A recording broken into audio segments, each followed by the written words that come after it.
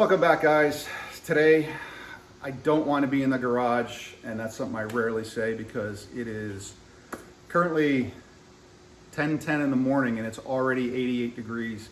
So it's supposed to get up to 97, 98 here today with no wind flow, and I don't have AC in the garage. So I can't not be here today because my daughter's car needs an oil change, and my local dealership is kind of reneging on their deal about free oil changes for life if you do all of their service with them. So the air filters, the brake bleeding, all of this stack of paperwork that she gave, that she was given last time she got an oil change about 9 months ago. They said, no, until you do all of this with us, we're not doing any more oil changes. So while we're fighting with them for that issue, I'm not gonna wait, and I'm gonna do the change for her.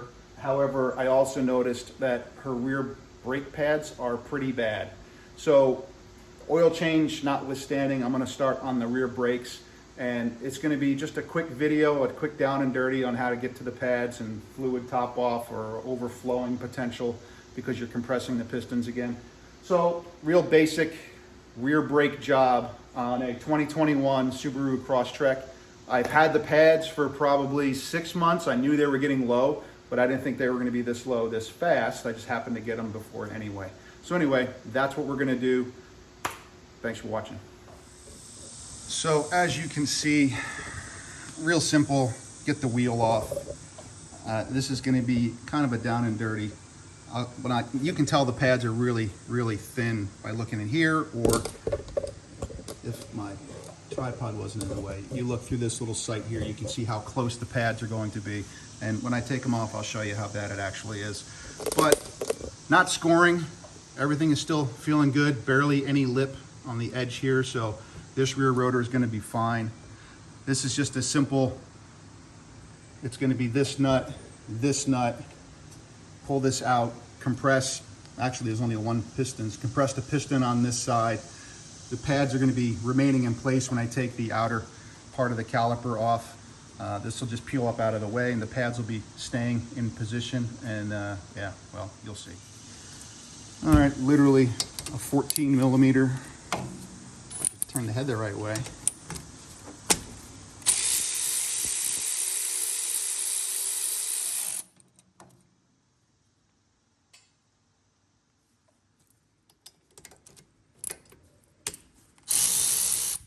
Sometimes you might have to hold what I'm holding with my fingers with a wrench, but it is really nice to work on a car that isn't 50 years old. And then those two bolts, this peels right up and out of the way. Here's the piston. Look how far that is sticking out. Yeah. So again, these probably had another 5,000 miles left on them. But comparing these to my new ones, which I have sitting over here, some Bendix. Comes with new hardware. These are wrapped up still, which is kind of nice. But that's a new pad.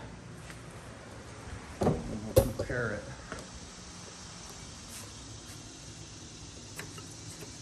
If we can get her to slide out, right? Come on, work with me. Doesn't want to work with me. So close, there we go.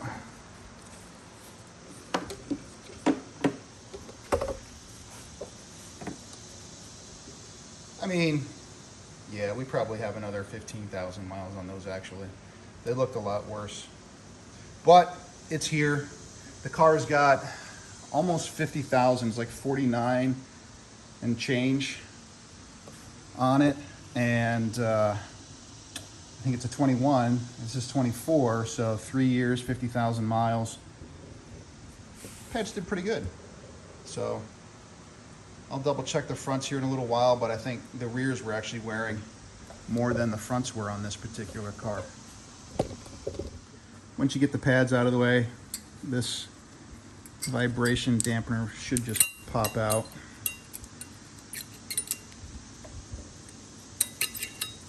And the one on the bottom,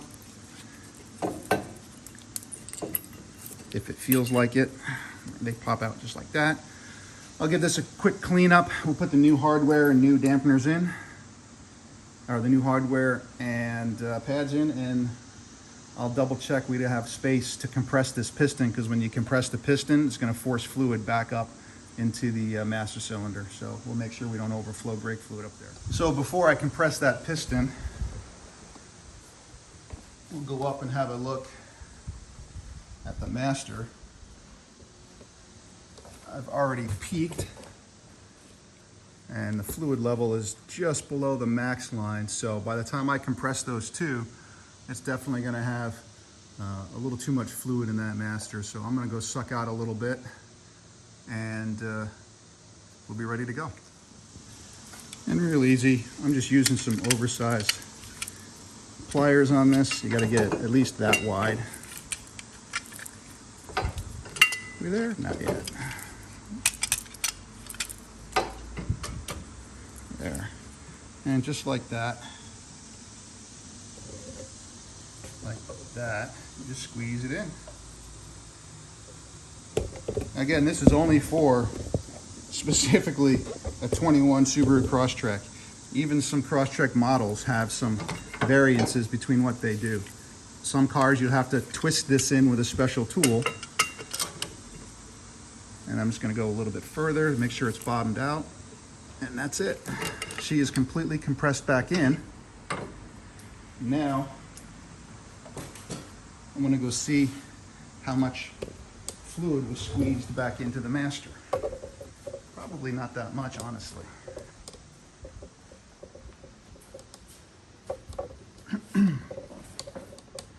Yeah. So I think I took out just the right amount.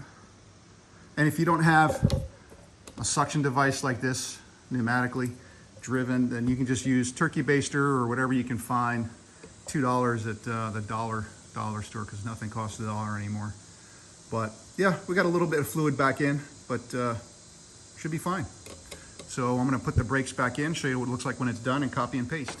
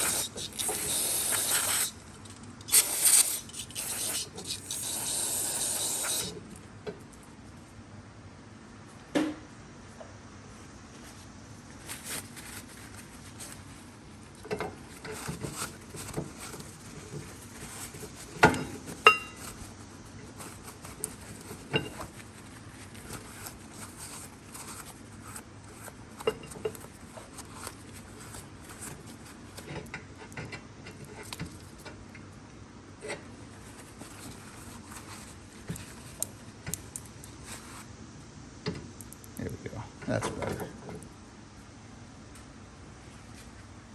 Now, if you like, these slide pins do come out.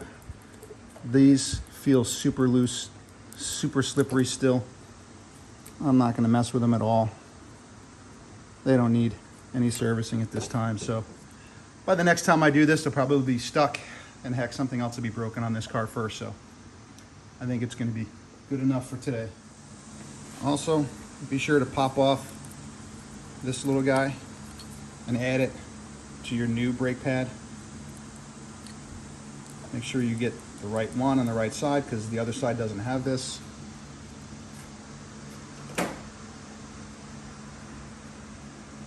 However, in the case of the Bendix, it's already got one there. So, sweet.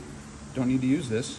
I'll still put a little bit of the caliper grease on here just to give it an extra layer of protection, but that's about it. I'm going to touch a little bit of slide grease here, actually not on my new pieces. I'll put just a dab of grease on each one of those just to make sure she slides pretty good. The new hardware goes right in place, and you should feel it lock in pretty solidly like that, both sides even. It feels good.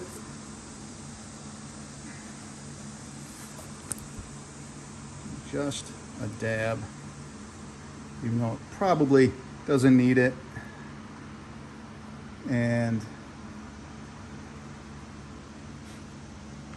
it's probably going to collect brake dust and cause potential issues somewhere down the road, but right now it just makes me feel better.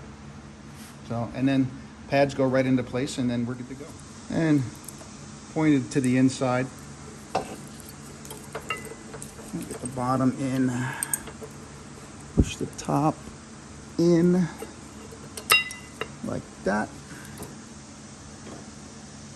Same thing to the other side, push it. I got the bottom in first. Pinch it in, we'll wipe it with grease. And this will go right over the top like so. And we'll bolt it up. So what I'm going to torque these two, just this guy and this guy, 27 Newton meters, roughly 19.9 technically, but 20 foot-pounds. And that'll be fine. There.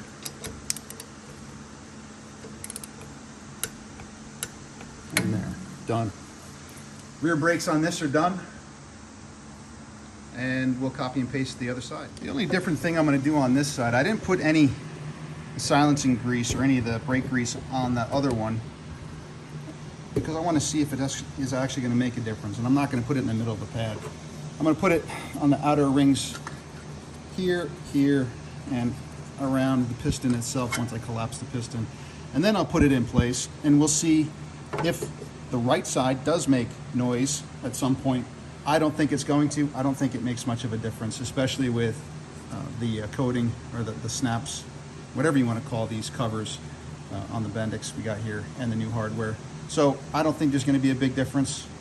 Time will tell. If you didn't immediately drive your car or you're doing other stuff, you just did the brakes first, remember, you're not going to have any pedal for the first 1 or 2 pushes. So make sure you pump up your brakes before you put the car into gear. Make sure you have a good firm pedal before you start trying to drive this thing around, or you're going to end up not stopping when you plan on it. So food for thought. So the last thing I'll leave you with is always torque your wheels. You always use the star pattern. I know it's another thing that people have probably said 100 times, but I'm torquing this to I think 115 Newton meters. What do I have it set at? Yeah, it's 115 Newton meters, which equates to 85, yeah, about 85 foot-pound of torque. So for this little car, I think that's what it calls for. Again, do your own research, but always torque all your bolts in a star pattern. So that way you're not over tightening one side of the rotor and getting, you know, warped rotors. So I wasn't gonna film the oil change. There's the oil pan bolt underneath, right? Oh, sorry. Yeah, there. So that's the oil pan bolt. I think it's like a 14 millimeter. And it's supposed to be at 31 foot-pounds. I think it was foot-pounds. I'll verify that. However, I just beat on that thing. And that's what you get when you go to these stupid little 1 hour quick oil change people. I don't know. It's frustrating. They over-torque. They destroy the bottom of your car. So just change your oil yourself if you've got the ability, and you're gonna not have to deal with that. I mean, come on, this is just ridiculous. And even if you don't have a lift, it's not hard to change the oil. I mean, for 30 bucks, you can get yourself some of those, and that gets the car more than high enough to do anything underneath as far as changing your oil. The filter sits right on top, so it's easy access. It's just so frustrating, where they just want to break everything that you've got. All right, rant's over. Try a breaker bar this time. Jesus Christ. Amen.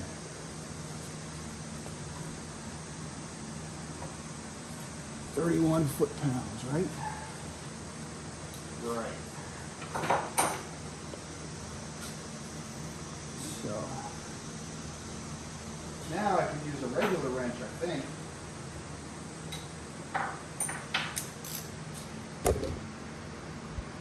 Sorry, I just kicked this, didn't I?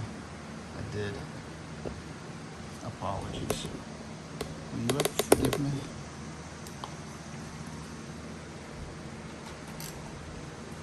Yeah, it's literally finger loose now.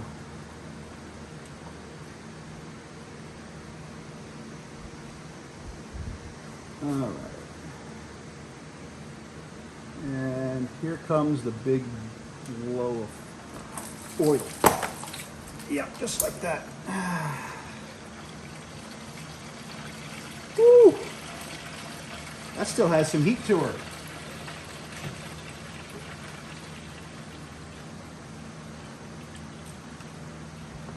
Boy, that is black though. I figured I'd get a little different color out of it. Oop, kicked you again.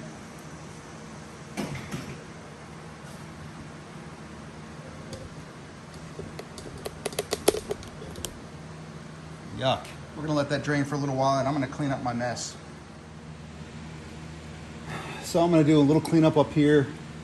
This is finished dripping and I'm just gonna drop this thing down and we'll put some oil in. I'll show you what I'm gonna put in it here in a minute.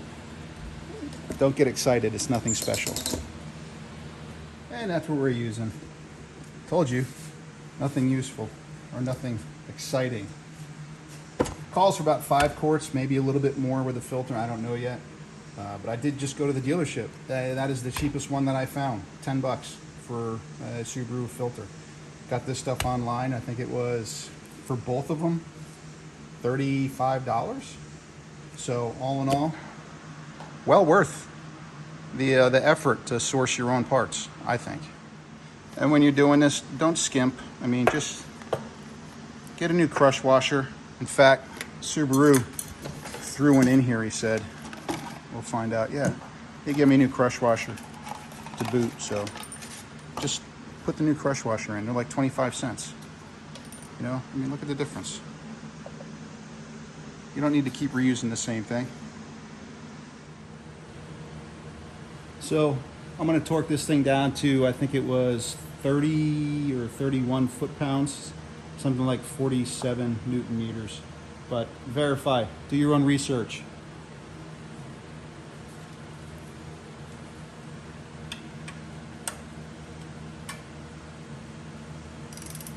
Crush washer crushing.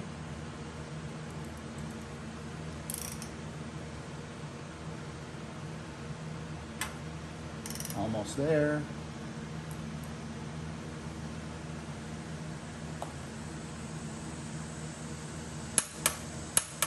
There, done. And that was 30 foot-pounds.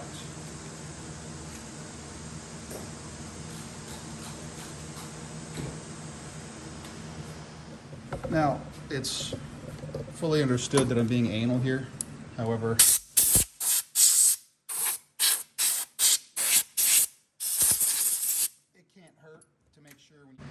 and just as I feared, whoever put that on also clearly put the drain plug on because that is stupid tight. So here we go. All right, once again, my big channel locks to save the day. And the location of this thing saved the day. Really easy to get access if it's really on there, pretty good. I have never changed the oil on this car before, so I have no idea how much spillage to expect. So there, that's how much spillage to expect. Nada. That was easy. All right, I'm gonna give that a quick wipe down and we'll put the quarts in and we should be calling it good here pretty soon. Love it. I can fill it, drain it, whatever I want to do. In fact, I'm going to open this up fully right there and let it to pour in as soon as I pour it because I already know exactly how much. But this is really a great funnel to know how much you're putting in a vehicle such as transmission. I don't know if you saw, I used this one during my Ram when I did the ice and transmission. So when you don't know exactly how much oil is going into it, this is a hell of a good way to figure that out. You got to know how much you took out. Some of these transmissions don't have dipsticks, Some of them don't have any way to tell how much fluid is in the transmission. So this is a really good way to keep check on that.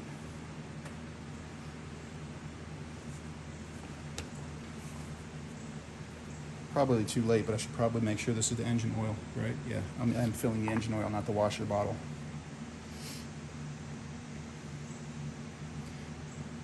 And I'm gonna put probably 4.5 quarts in, start the car, and then give it maybe 30 seconds of a run time, fill up the oil filter, and then we'll check the levels with an actual dipstick. It's amazing.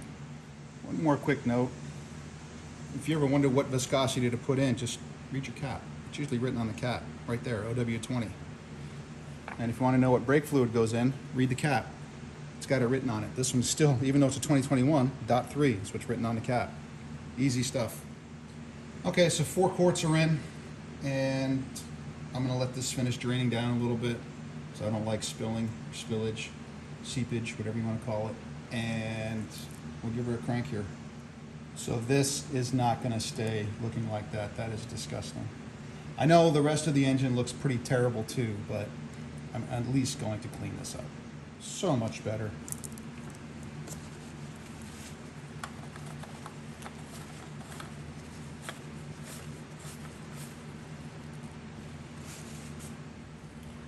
So I don't know if it's going to show up on film or video.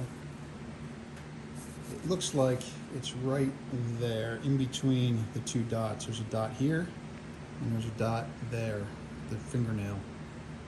And this one looks like it's right in the middle. So I'm going to put probably another 1/2 quart in and we'll see where we're at.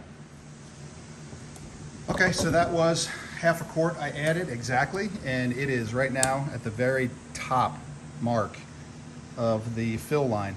So with my daughter, I surely don't expect her to ever check the oil in this thing. So you want to make sure when you send it on its way that the oil is at its max. So oil is done, and it took 4.5 quarts, honestly. I'm not making this up. Here, still full, never broken. And you can see the bottom of this. That's how much is left, 1/2 quart.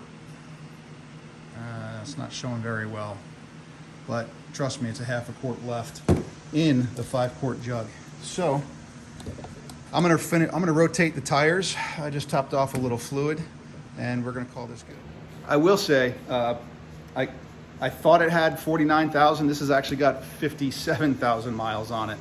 I was surprised when I saw that. She does drive quite a bit, but this is just further proof. I know a lot of you already know this stuff, but if you take it to one of the quick oil change places, they're just going to hammer it to death with impacts or whatever the hell they're using to put these things on between the bolt and the oil filter. Do the stuff yourself. Remember, nobody cares more about your car than you do, unless you're a mechanic, and then you really truly don't care about your own cars while you're still turning wrenches. Fortunately, I stopped that a long time ago, and I do care about my cars again. So tires on this, I'm gonna have to get her new tires as well. Brakes, again, they probably could have gone another 15,000 miles on the rear. I probably have 15,000 remaining on the front. We'll see. I'll check this again next year when she brings the car back again.